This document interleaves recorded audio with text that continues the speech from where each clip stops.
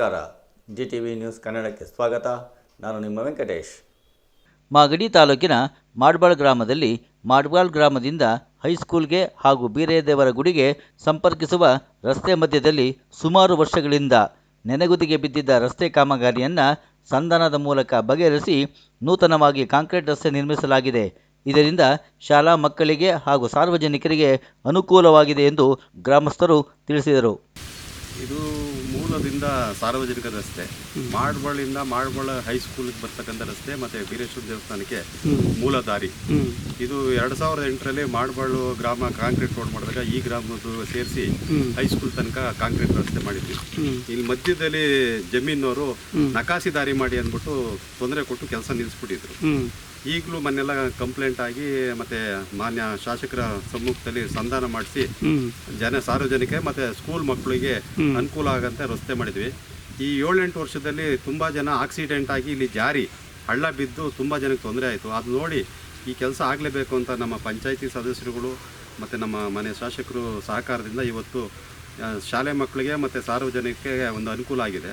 ಹಿಂದೆ ದೇವಸ್ಥಾನಕ್ಕೆ ಅಂತ ಮಾಡ್ಬಾಳಿಂದ ಬರ್ತಿದ್ರು, ಇಲ್ಲಿ ಹಳ್ಳ ಬಿದ್ದುಬಿಟ್ಟು ವಾಪಸ್ ಹೋಗೋಕ್ಕೂ ಆಗ್ತಿರಲಿಲ್ಲ, ಮುಂದಕ್ಕೂ ಬರೋಕ್ಕಾಗ್ತಿಲ್ಲ. ಆ ಥರ ಪರಿಸ್ಥಿತಿಯಲ್ಲಿ ತುಂಬ ತೊಂದರೆ ಆಗಿದೆ ಜನಕ್ಕೆ. ತುಂಬ ಜನಕ್ಕೆ ಜಾರು ಬಿದ್ದು ಗಾಡಿಗಳೆಲ್ಲ ಆಕ್ಸಿಡೆಂಟ್ ಆಗಿದೆ. ಇವತ್ತೊಂದು ದಿನ ಅದಕ್ಕೆ ರಸ್ತೆಗೆ ಮುಕ್ತಿ ಕಂಡು ಸಾರ್ವಜನಿಕರೇ ಮತ್ತು ಇಂಪಾರ್ಟೆಂಟಾಗಿ ಶಾಲೆ ಮಕ್ಕಳಿಗೆ ತುಂಬ ಅನುಕೂಲ ಆಗಿದೆ.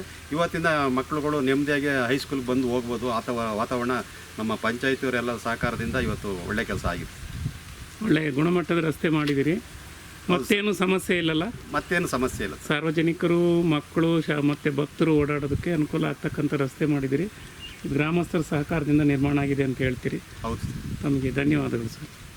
ತಮಗೂ ಉದ್ದೇಶ ಏನಂದರೆ, ನಮಗೆ ಮುಖ್ಯವಾಗಿ ಶಾಲಾ ಮಕ್ಕಳು ಮತ್ತು ಹಾಸ್ಟೆಲ್ ಮಕ್ಕಳು ಮತ್ತು ನಮ್ಮ ಪುರಾತನ ದೇವಸ್ಥಾನ ಇದೆಯಲ್ಲ ಬೀರೇಶ್ವರನ ಭಕ್ತಾದಿಗಳಿಗೆ, ಜೊತೆಗೆ ಇಲ್ಲಿ ಮಲವರಪಾಳ್ಯ ಒಂದು ಗ್ರಾಮದ ಒಂದು ಜನಗಳಿಗೆ ರಸ್ತೆ ತುಂಬ ಹದಗೆಟ್ಟು ಹೋಗಿತ್ತು.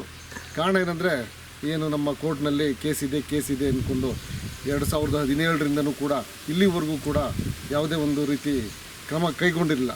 ಮತ್ತು ಇಲ್ಲಿನ ತೊಂದರೆ ಕಳೆದ ಬಾರಿ ಹಲವು ವಿಪರೀತ ಮಳೆ ಆದ್ದರಿಂದ ಎಲ್ಲ ಮಕ್ಕಳು ದೂರ ಅದೇ ತರ್ತಾಯಿದ್ರು.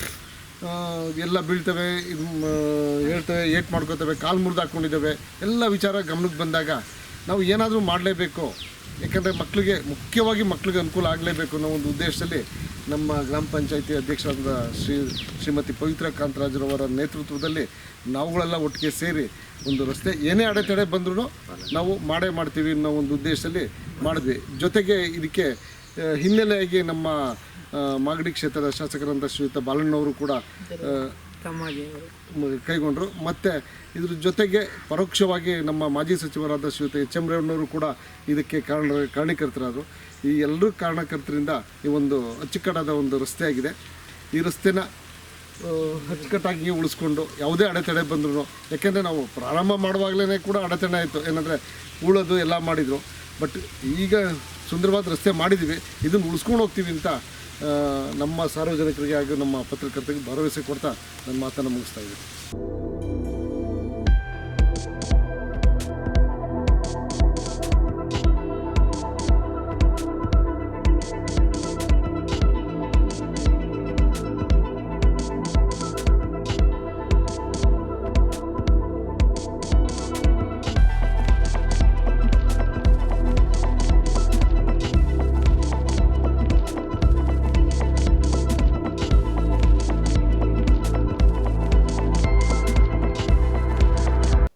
ಇದು ಇವತ್ತಿನ ಮಾಗಡಿಯ ಸುದ್ದಿ ಸಮಾಚಾರ.